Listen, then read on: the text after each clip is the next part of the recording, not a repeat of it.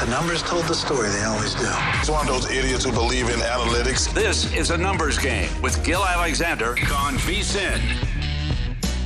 Happy Wednesday, everybody. I'm Jeff Parles in for Gil Alexander. It is a numbers game here on VSiN. Kelley Bydlon's here as well. Good morning, Kelley.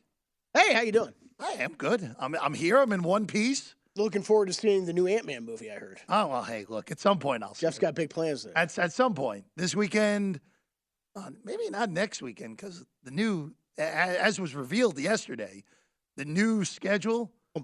So my shift, I got the late night shift on Friday and Saturday night. So yeah, did we get the show name? Parles in Charge? No, we did not. I tried to sell it to I would have loved it too.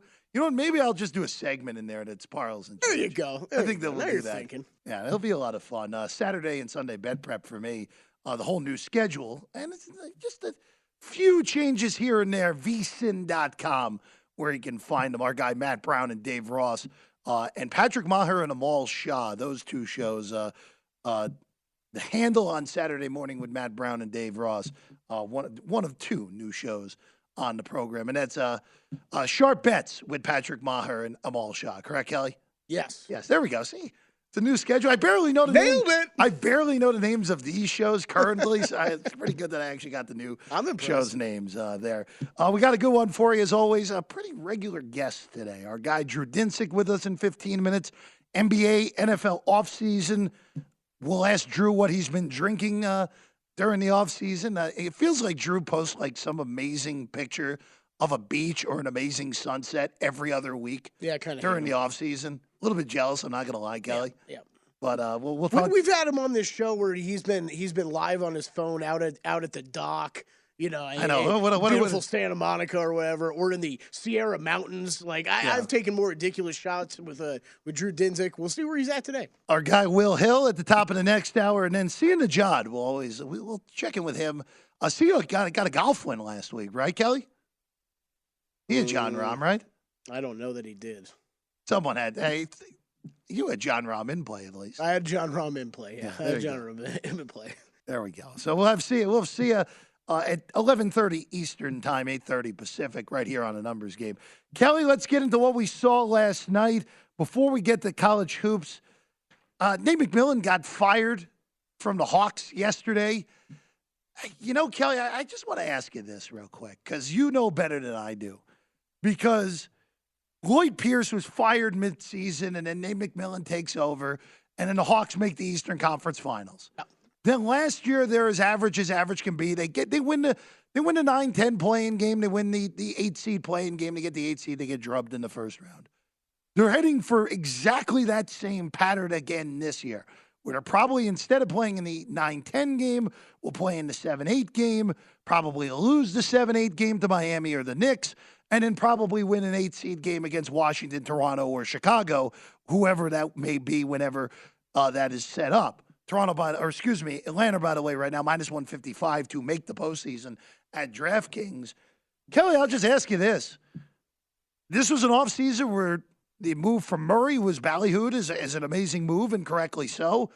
Why is it not worked for Atlanta? Why is this team with an elite guard who, yes, has not been as good this year as he's been in the past in Trae Young, a whole collection of big guys who on paper should be good, why doesn't this team mesh? Because this is 2 years running now.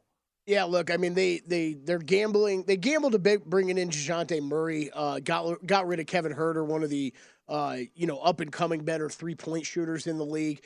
They've struggled a bit from deep. Look, but they had to wait at the beginning of the season for Bogdan Bogdanović to get healthy. He is healthy now, back in that lineup, playing good basketball. A.J. Griffin coming on strong, rookie out of Duke.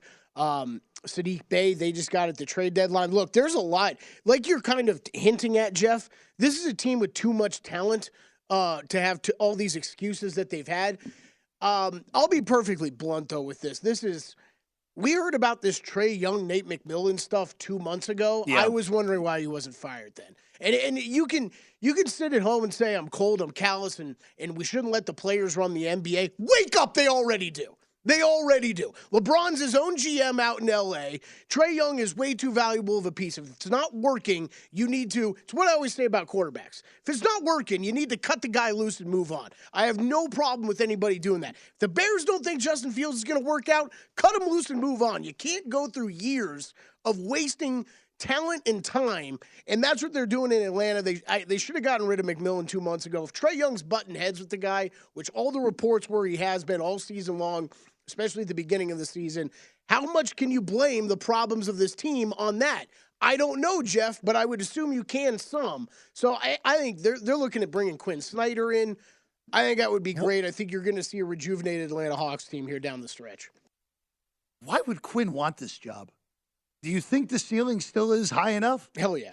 Okay, all right. You have one of the best. In my opinion, you still have one of the best backcourts in the NBA. You just need to learn. You need to figure when out they're right. Absolutely. You need to figure out how this argument. works, though. Nobody's figured out how it's going to work yet. Yeah. Again, I'm Quinn Snyder. I think I'm just waiting until next season and then figuring out what the best job on the market is. Just remember, if the Philadelphia 76ers have another playoff flameout, Kelley, there's no way they can bring Doc back. Yeah, again. I'm with you. They can't bring him back. If they bounce in the second round, and look, they probably will be an underdog in the second round against Milwaukee or Boston. Not probably, they would be an underdog in either of those series. But if you don't get past the second round, again, I don't know how Philadelphia brings Doc back. And then if I'm Quinn Snyder, I'm waiting for that gig because that is the better job than Atlanta to me. I wanted to pull this up real quick. Please. Jeff. We haven't seen a lot of this year, but the best defensive rating by a 5-man lineup this season is Trae Young, DeJounte Murray, DeAndre Hunter, John Collins, Clint Capella. Because of injuries and stuff, we haven't seen that a lot.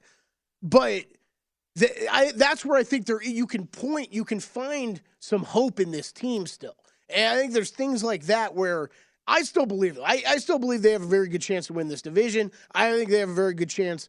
I wouldn't want to face them in the playoffs. This is a team that has way too much talent for you to want to face them in the playoffs. I think Boston would smash them.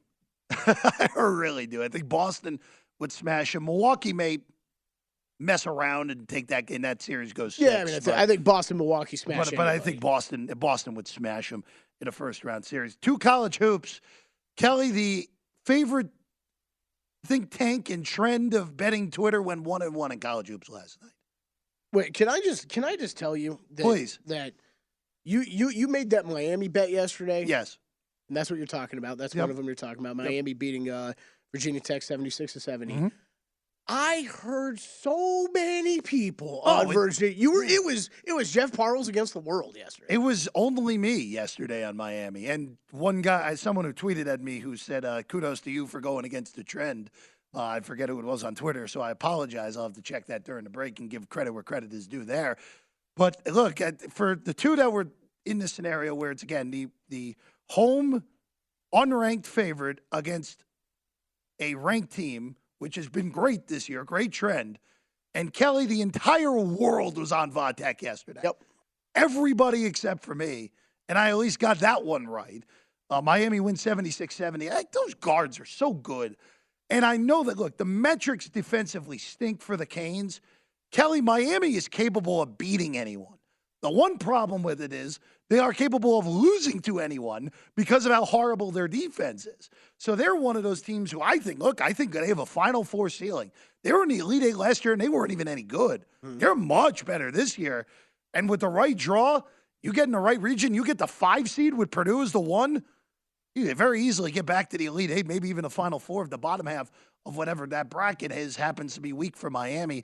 And then the other one, Michigan State, slow start, but a really, really great performance in the last 25 or so minutes last night for Michigan State, really running Indiana out of the building in the second half, 80-65, in an emotional day, a week after the shooting on the East Lansing campus in Michigan for Michigan State. A really good win for Izzo's squad as they were already safely in the NCAA tournament, but a nice resume patter for Michigan State as they try to climb the ranks over the last 2.5 weeks of the season before Selection Sunday. So a really nice win there.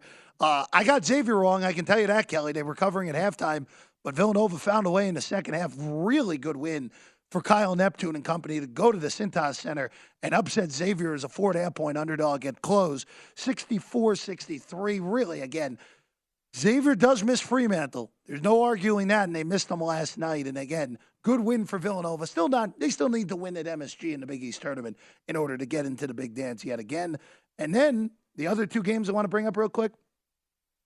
Texas A&M beats Tennessee. Texas A&M is going to the tournament.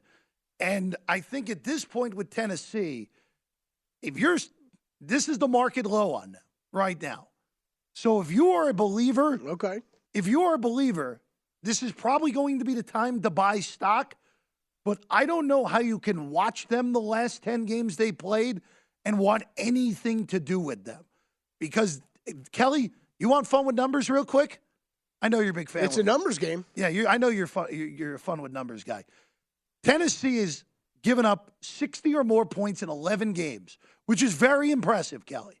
But you know what their record is when the opponent scores 60 this year? What? 3-8.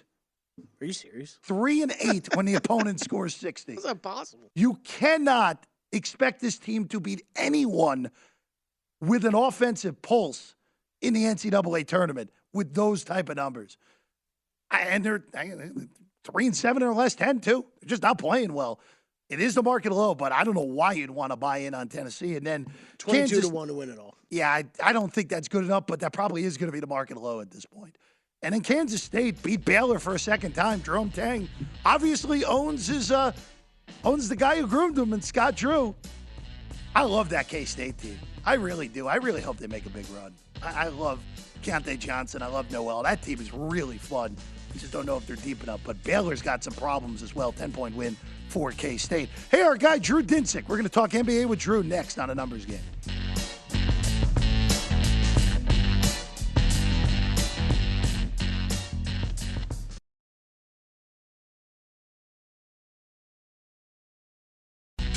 A Numbers Game on VSiN, the Sports Betting Network. It's time to download Nevada's premier sports betting app, the BetMGM Sports app. BetMGM has all your favorite wagering options, along with in-game betting, boosted odds specials, and plenty more. Download the BetMGM app today and visit any MGM casino on the Strip with your state-issued ID to open an account and start placing sports bets from anywhere in Nevada. Whatever your sport, whatever your betting style, you're going to love BetMGM's state-of-the-art technology and fan-friendly specials every day of the week. So visit BetMGM for terms and conditions. Must be 21 or older and physically located in Nevada. Please gamble responsibly. Gambling problem, call 1-800-522-4700. As we learned yesterday, by the way, Kelley Bydlon, very bad at geography. Yeah, I just missed a number. Hey. It was 440 you were only okay? 10 times wrong off of what you said, where you're like, oh, Tuscaloosa is only 42 miles. Like we all haven't accidentally entered an extra zero when making a bet before on an app look. Oof. There's nothing wrong than the fat finger on a bet, and then all of a sudden your bet it was a nice $110 bet to win 100. Oh, what did I do? Whoops. Yeah. All right. I guess we're rooting for Kansas State a little bit harder than I realized. That's right. You're all of a sudden up to a dime now. Easy. Yeah. So that's always fun. Hey, look at that. It happens to everybody every once in a while, and hopefully you win it. And if you don't, you don't feel good after that one, Kelley. That's all I'll say. With us right now, of course, our guy, Drew Dinsick. You see him on NBC Sports Edge, Deep Dive Podcast. You also see him every Wednesday here on A Numbers Game. Drew, how you doing today? I'm doing well. I'm weathering the interminable All-Star break as best I can here.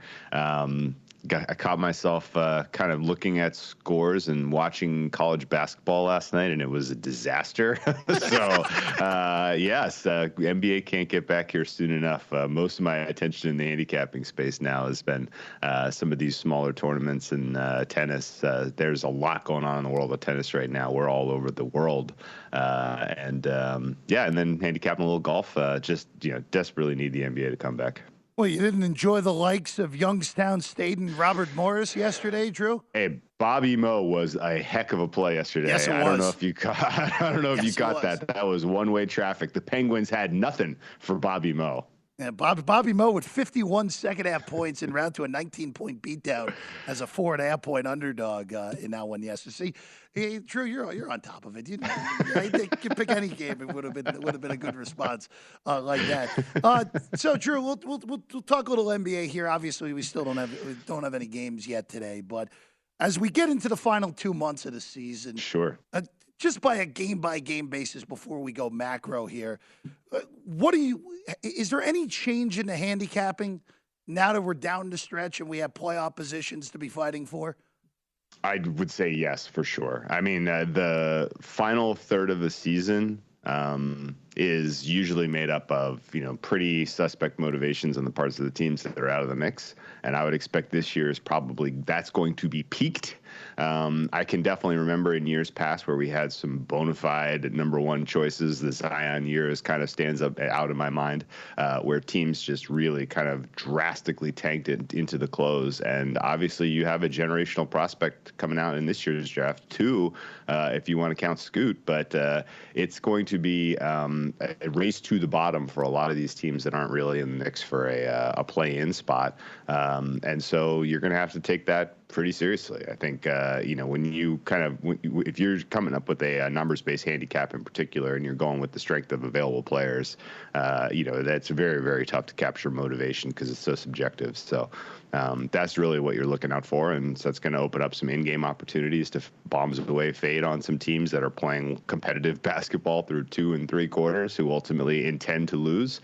And then vice versa, if you have a team that is in a quote-unquote must-win spot against a team that's kind of middling or not really playing for much, then their effort could tick up pretty appreciably in the later stages of games. So I think that's sort of the key focus. And I will say overall this year in the NBA has been a little strange. It's been tough to find ways to win consistently this year. I don't exactly have answers to what's going on because, I'll be completely frank, like in years where the NFL is going very, very well and my kind of basic kind of first line NBA handicap is not producing winning results, I tend to tune the NBA out through the end of the NFL season and just kind of stick to what's working. And that's basically what happened to me in this season. So I was not kind of grinding away, trying to find, small edges, trying to fix what was going on with my model in the NBA for the balance of the season, just because I was like, we'll deal with it when the NFL's is all done. But now, there's really not enough time to get regular season, to find regular season success. So I'm mostly just kind of looking specifically at teams that I think have a realistic shot to make a run in the playoffs, trying to figure out what they are doing with their kind of rotations, who they are zeroing in on as their playoff guys, and, how the chemistry of those units is really coming together. Because, it's going to be a really competitive playoffs this year.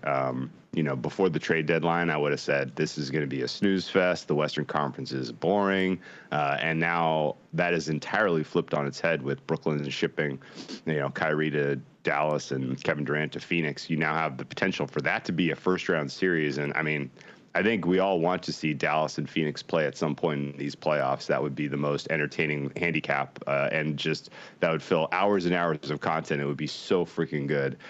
So I think, realistically, that matchup is entertaining. The idea of Kevin Durant getting to go up against Golden State potentially at some point is exciting. Denver Golden State is a first-round matchup. If that manifests, would be unbelievably cool. And then beyond that, Memphis, I still believe in Memphis taking a step forward and making it to a conference finals or further this year. So, what was going to be a little bit of a snooze fest in the West has turned into maybe the most entertaining kind of overall playoff handicap you could have imagined. Could you imagine, Drew, if you're Denver, you finally have this regular season where, Drew, to me, the Nuggets have been the best team in the NBA so far this year. And then, all right, you get the 1 seed in the West grade, and then your reward is, you get Golden State with a healthy Steph, or you get New Orleans with a healthy Zion back. And then, all right, you win that series. And then, all right, your reward is either Dallas, the Clippers, or the Suns. That sounds like a lot of fun if you're Denver. Yeah, that was Phoenix's story last year. Yeah. Phoenix fired all their bullets in the regular season last year to get that 1 seed, to get that home court advantage. And they drew a white-hot Pelicans team that realistically could have beaten them in the 8-1, and then of course the Mavericks, who did beat them in the second round of the playoffs. And I think it just goes to show you that the parity that exists at the top of each conference right now, particularly in the West, is so it's leveling. And the Nuggets, I think, are the beneficiaries of a lot of small factors that make them an unbelievably good regular season team. But I have huge questions about them being able to succeed in the playoffs. You take away a little bit of the home court advantage because teams now are on equal rest, and you get a little acclimatization to the altitude. So, the 2-3 point bump you would get from, hosting teams in Denver all of a sudden is gone. And then, on top of that, Denver is kind of just in general schemed to be offense first, and you get into a little bit more meaningful rotation. Effort level is up on defense for some of the key units out there, and the Nuggets are going to be tough to match that. They just aren't very well rostered to be kind of a defensive juggernaut. I mean, for all of the good we can say about Nikola Jokic and his ability to create offense in unique ways, well, there's a bunch of teams in the West that can create offense in unique ways. At a team level, they're going to be able to go score for score with you. And if you can't come up with key stops late in games because your only plus defender is Aaron Gordon, then you got a problem. And I think realistically, a team like the Suns matches up extremely well with the Nuggets. I think the Grizzlies match up well with the Nuggets. And you mentioned it, the Warriors match up well with the Nuggets. I don't know what kind of price you would see for that series, but I doubt the Nuggets would be over minus 300. I mean, that's going to be a relatively tight series. And I'm going to, if you get a decent plus money bet to make on the Warriors, I'm going to think hard about it, because as poor as the Warriors have been this season, when they've had their full, their starting five available and kind of playing meaningful minutes, that unit is crushing. And it's going to be tough to look past the Warriors potentially ousting the Nuggets in round one. So, yeah, I mean, the Nuggets are going to have three very, very tough tests on their hands just to get to the finals. And at that point, presumably face the likes of the Celtics or Bucks or even maybe the Sixers. And at that point, I think they're pretty meaningful dogs. Yeah, I think they match up terribly with Milwaukee to begin with. Boston obviously played them very well this year. And again, Philadelphia, Drew, and we'll talk about this in the next segment. Philadelphia, if it was anyone but Doc coaching them, I would give them a realistic shot. But again, I'm kind of stunned Doc has survived as long as he has in Philadelphia. And if they don't get by round two, I don't know how the Sixers can possibly bring him back. We have more NBA to get to with Drew. We'll look at awards, futures, and also one NFL note that can kind of change the way we look at a team that's well in the race for the Super Bowl next year. We'll discuss it next on The Numbers Game.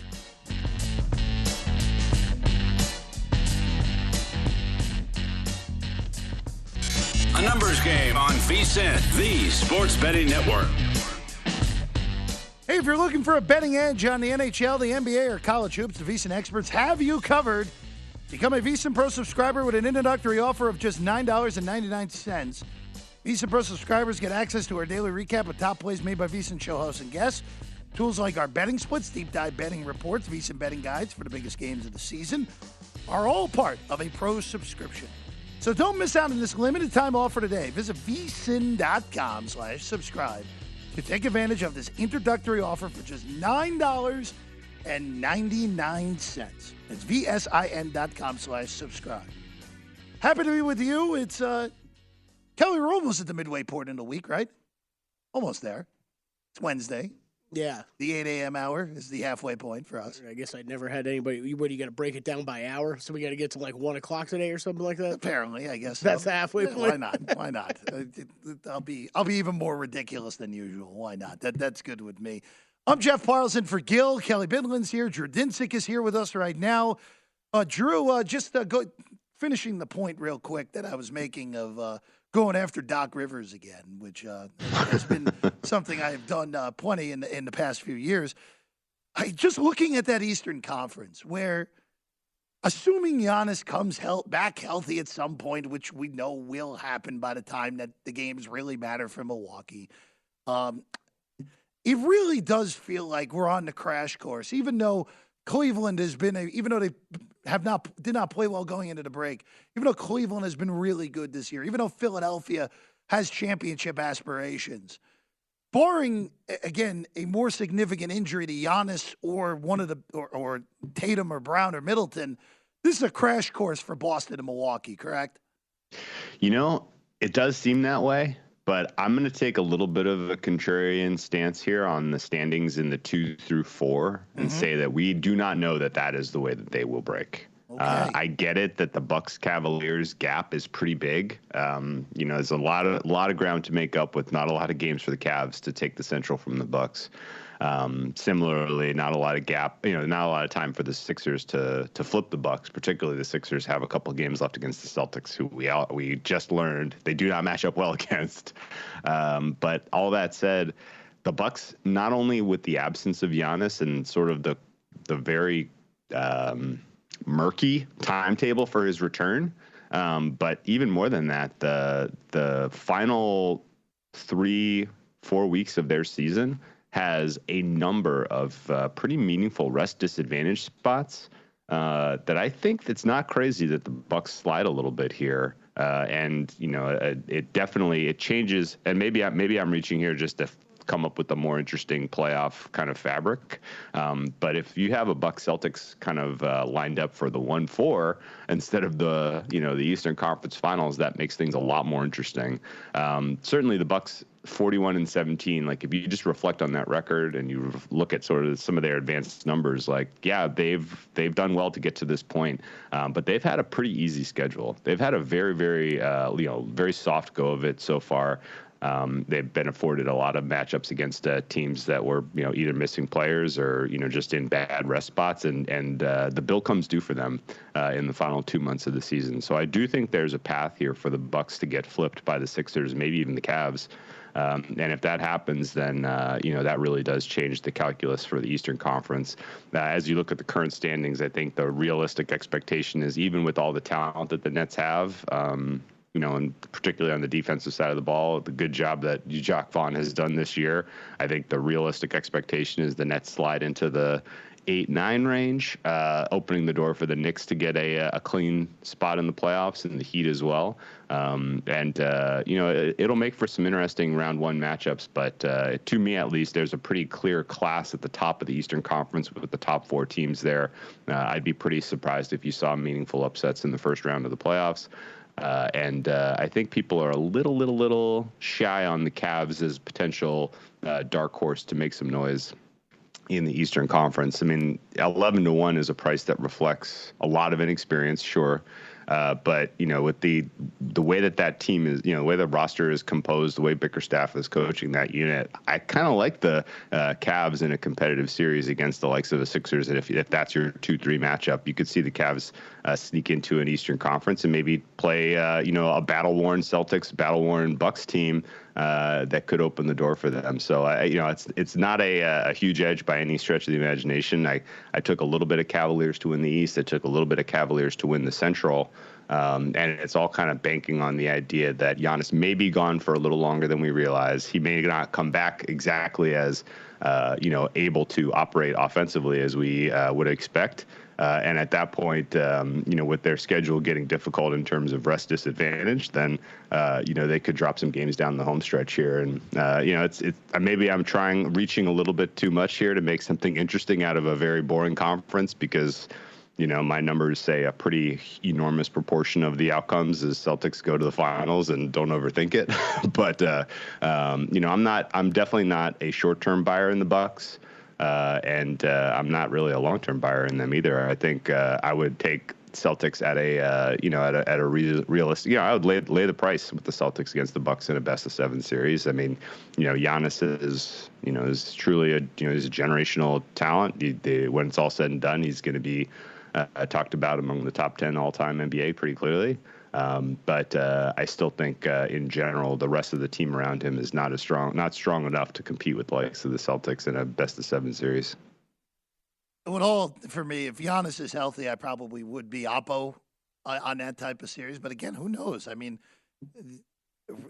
the wrist and the strong hand is an important body part in a basketball player, as we know, Drew. I've heard that. Yeah, so I mean, who knows? I mean, as the old saying goes. Yeah, I mean, look, I mean, I don't want to be master of the obvious here, but I mean, if that thing lingers, that's a whole different handicap for any series involving Milwaukee, especially past the first round in the Eastern Conference.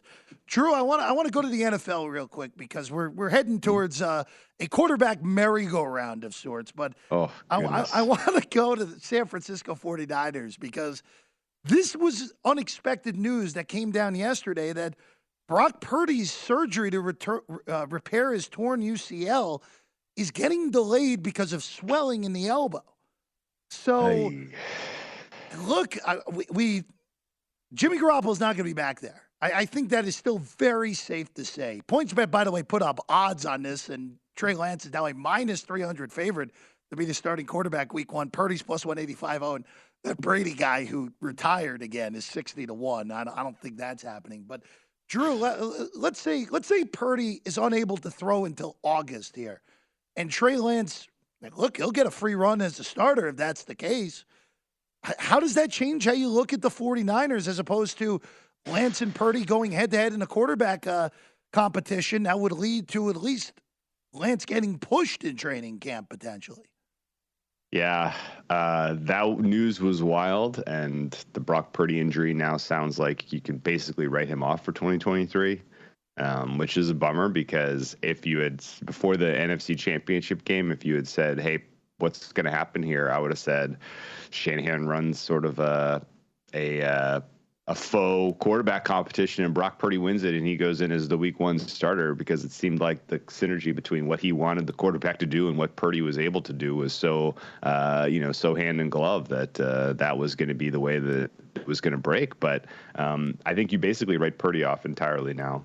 Based on not just how serious the surgery is that he's being asked, that they're going to go in there and do. And, there's a lot of tongue in cheek, like, we're hopeful we don't have to do the full Tommy John. It could just be a brace. Okay. Well, that seems a little pie in the sky optimism to me. I think Purdy realistically is going to be on the shelf.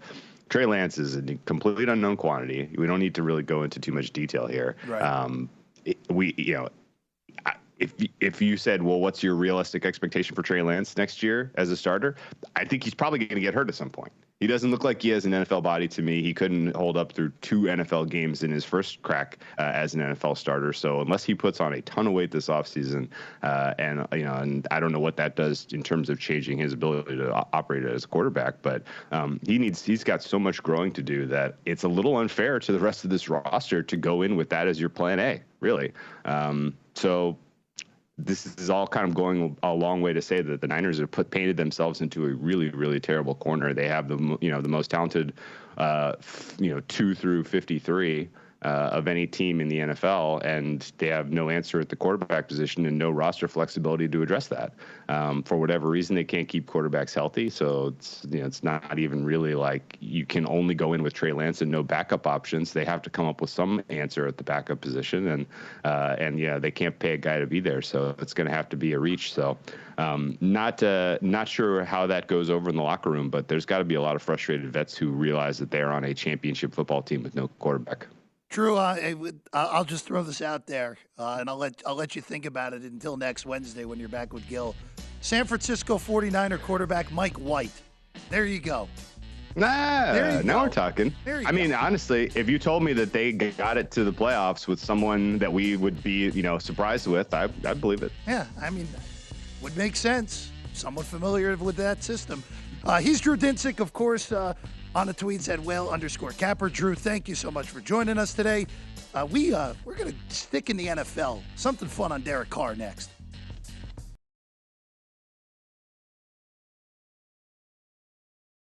A numbers game on VSiN, the Sports Betting Network.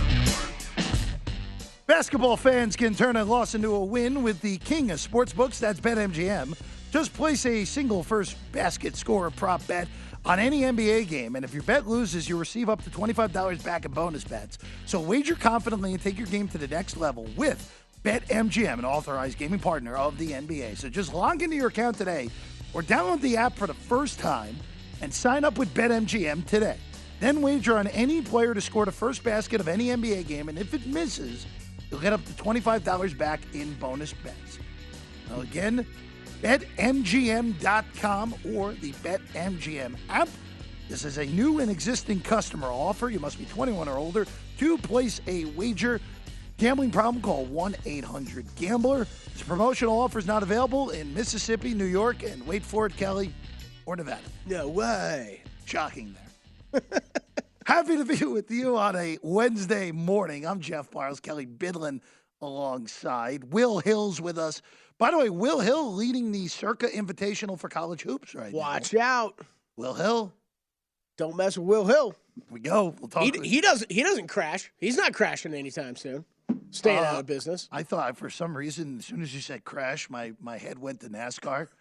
And I have no idea why my head went to NASCAR, because I think I've thought of NASCAR maybe even with the 500 this past weekend. I think I maybe thought of NASCAR 5 times maybe in the last 18 months. How about associate producer of this fine show, Wyatt Tomchek, getting an outright home? Yeah, look at that. You know what good? 30-1. I'm happy something good happened for Wyatt. He deserves something good. Oh, okay. He's going to come in after the show and ask me, what the heck does that mean? I don't know what it's supposed to mean either. Take it whatever way you want. I'm just saying Wyatt's a good guy. That's all I'm saying. Jeff, I know you want to talk about your Jets here. I want to bring up something real quick. Please, go ahead. That we talked about in the first segment, this college basketball trend. Yes, okay? so go ahead. Because I got an issue with some of these trends. I think there's a lot of people that overreact to some of these. And okay, so the trend you specifically were betting against. I was opposite yesterday. Yeah, opposite yesterday of Miami going into Virginia Tech. And do we even matter do we even care if it's a conference opponent? Or is the trend that it's just a ranked team on the road? It has happened. I think of this year. It only happened a handful of times in non-con, so it's mostly conference. It's mostly conference. But a ranked team heading into an opposing team where that team is laying points, right? Laying points. And I know it's done very well. Just people need to keep in mind out there that these odds makers, they're not looking at rankings when they're setting lines or anything like that. What makes you say that, Kelley? They don't care about this at all. So I just think it's something that if you don't get too wrapped up in this stuff, because if you do, it can lead you down a path that you convince yourself is a winning betting path when it just really, some of this is a little bit random, okay? It's the fact that home teams win. Like, home teams win more than road teams win. That's a trend that you can actually rely on in almost every single sport. The fact that this happens with a specific set of a line, okay, then I understand this might be hitting more often than not this year. But to me, it's more because the team's playing at home. And I just want everybody to know out there, most of these odds makers are not keeping what the AP rankings are or in mind when they're setting lines. Kelley, we have this conversation in football season all the time. That's why our guy Vinny Magliulo says that there should be a bookmaker or an odds maker on the committee. Yeah. I agree. There probably should be in the college football scenario. And look, for this last night, Kelley, this was just a matchup bet. I thought Virginia Tech does not match up well with Miami. No, totally. And Miami's beaten them twice, which means it's going to be great in the ACC tournament, Kelley, when Miami is a slight favorite in Greensboro, Charlotte, or wherever the tournament is this year in the ACC. And someone comes on and says, hey, it's very difficult for a team to beat a team 3 times in one season, which you know is coming if those two teams meet in the ACC tournament. But think about what Jeff is saying right there. And I'm not a big college basketball guy. Jeff is, right? Jeff is talking about he's just breaking down the matchup. That's what you're doing. That's what you should be doing on a night-to-night basis. If it happens to fit a trend, great. If it happens to go against a trend, who cares? Jeff didn't care about that yesterday, and he cashes the ticket. It's just sometimes some of these trends are easy to grab onto. They're low-hanging fruit. They're easy to grab onto, and we run away with them, and we think those are automatic winners. It's just not something that's going to happen every single night. And look, there was a winner on this trend yesterday, where Michigan State covered easily in the end against Indiana. And this trend has been awesome this year. It's hitting over 65%. You find any bet that's hitting over 65%, I understand why people have gravitated toward it. It's an unrealistic number, but part of it is. But you're 65, not you're not blinding playing that situation. Every I'm time. not doing it. I mean, look again, Kelley. I don't want to call myself a contrarian because contrarian. There are a lot of meanings to that word at this point in this space. Yeah. I was against the herd with Kansas on Monday, where it was a horrible situational spot for Kansas. They're going on the road on less than 48 hours rest after pummeling a really good team in the second half against a really good home team with their best player back. And you know what the trend on that one was? That I ended up making the bet? Bill Self has been swept in the Big 12 one time in Kansas. One time in his entire coaching career, 20 years at KU. Now, I like that trend more than this. Sure, me too. But I can also there's always the horrible spot play, which I understood why people took TCU on Monday. Yeah, 100%. I get that. That would made more sense than blindly following Virginia Tech last night. I think with every if bettors, especially for novice bettors at home, if you're thinking if you're following some of these trends so closely, it's the think about what's the counter argument to any one of them, right? Yeah. Even that one, which I'm with you, Jeff. I believe in that one more than the other one we talked about with Bill Self. But the counter argument to that is Bill Self has had better players than mostly every team in the Big 12 over that entire span. So that has something to do with it. It's not just Bill Self out there coaching, playing, doing everything himself, right? Yeah, no, I'm just saying. That's why bettors need to think about things that way. 100%. I mean, Kansas is Kansas. I mean, that's what it is. Kansas is Kansas. As simple as that. Exactly. I mean, look, it's not working right now for Duke. Duke is not normal Duke. UNC might go from number 1 to missing the tournament this year, but Kansas is Kansas. That's as simple as it gets. I'm sorry. I distracted your Jets talk. It's good. It's good because we'll use that whole thing we just did as the pro tip for the hour here. VSiN.com. Pro subscribers access to pro tips 1 an hour, so 20 a day on VSiN.com, and that means we can save the one we were planning on doing for the next hour. Boom! So there we go. All right, so Kelley, we love idiocy, right? We're a big fan of idiocy. I'm a big fan of chaos. Especially idiocy. Well, this is idiocy, okay? Because Diana Rossini, who does a great job over at ESPN, and this leak that has come out of Florham Park is, even by Jets standards, insane. It's amazing. So Derek Carr's visit apparently went great on Monday with the Jets, and Rossini was reporting this, and on ESPN on NFL Live on Tuesday, Rossini talking about the visit that Carr had to Florham Park, New Jersey, where the Jets facility is. The Jets made it super personal for Carr. They said, "We believe if you come to New York and win, you could be a first ballot Hall of Famer." So Kelley Bydlon. So why hasn't he been signed already, Jeff? There's a few things here that don't make sense with this. Number one, your point is exactly right. If you think the dude's a first ballot Hall of Famer if he comes and plays for you, then what are we waiting for? Why is he still on the market? I don't care that David Carr, his brother, said this is going to be a long, strung-out process, which, by the way, is insane also, since if Lamar Jackson and Aaron Rodgers become available, Derek Carr is at best the third best quarterback available on the market.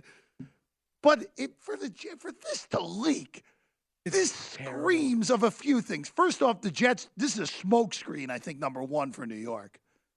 And number two. Wait, what do you mean? In what sense? I think the Jets are just leaking whatever nonsense it is to make it seem like they're not interested in Rodgers anymore. Okay. Which I don't know how that helps them. Yeah, I don't think that helps them. I don't think it helps them, right. But I do. Look, the Jets operate in idiotic ways. We know this. I mean, unless it gets into a situation where the Packers are actively trying to trade Rodgers, and seemingly they're not getting many great offers in return. They might have to take less from the Jets because, hey, we're going to sign Carr if you don't come down to our price. Then in that situation, you could be right. That would be the only thing. But also, too, look, Joe Namath's career numbers are not good. We know this. Guess what he did in New York? He won a Super Bowl. So, you know what? Maybe the Jets are onto something, Kelley. But the fact that was a headline, I couldn't stop laughing when I saw it yesterday. I wish I knew more details. Like, did he actually get a contract offer? Did he not? Because you might have just really pissed off Derek Carr, too, right?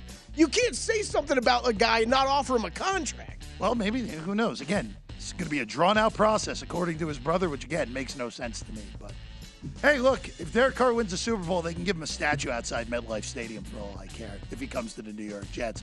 Speaking of New York, our guy Will Hill. We got college hoops and NBA and a season win total in baseball with Will Hill next.